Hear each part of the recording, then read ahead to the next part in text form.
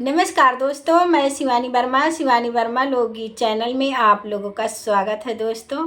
और आज मैं लेकर आई हूँ आप लोगों के बीच में एक प्यारा सा गारी गीत है। ये तिलक गारी गीत है। जब लड़का का तिलक चढ़ता है तो उसी समय ये गीत गाया जाता है। तो बहुत ही प्यारा ये गारी गीत है, तो आप लोग ज़रूर सुने और बताइए कमेंट बॉक्स में आप लोगों को कैसा लगा। तो आइए सुने ये प्यारा सा गारी गीत। कलसा के ज्योति से झरत है मोती हो, कलसा के ज्योति से झरत है मोती हो। आरे जगमग हुआ आंगन दुआरा, हाँ सीताराम से भजो। आरे जगमग हुआ आंगन वो सारा, हाँ सीताराम से भजो।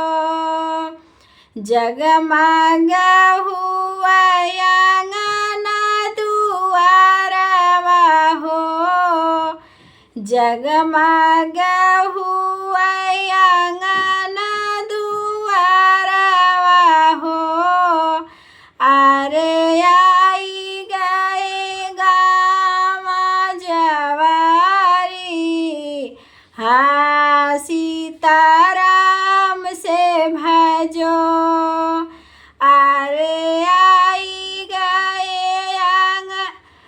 गाँव जवारी, हाँ सीताराम से भजो। बड़े बड़े लोग तिलक देख आए हो, बड़े बड़े लोग तिलक देख आए हो। आरे देखत है सब निहारी, हाँ सीताराम से भजो।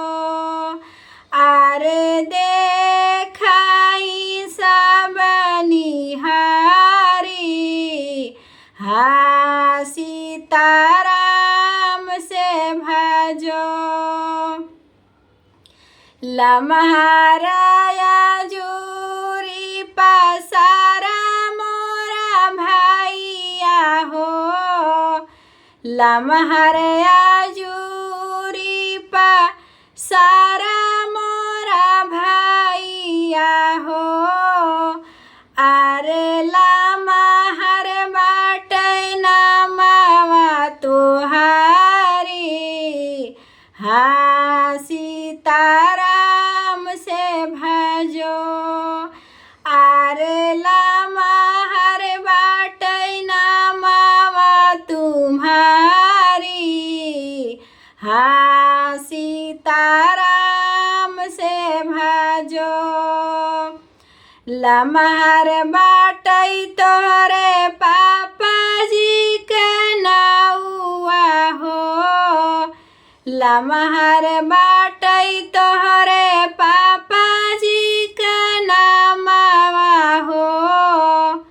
लम्हार बाटे तोहरे भैया जी का नामवा हो।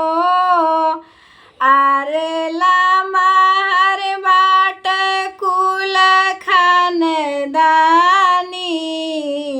हाँ सीताराम से भजो।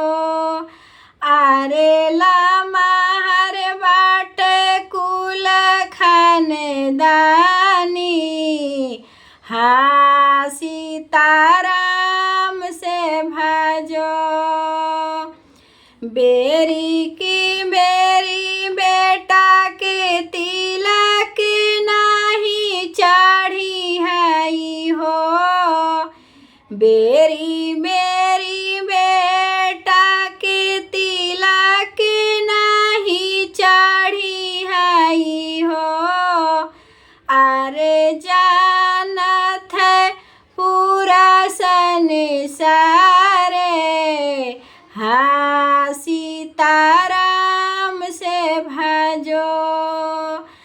आरे जानत है पूरा संसार हाँ सीताराम से भजो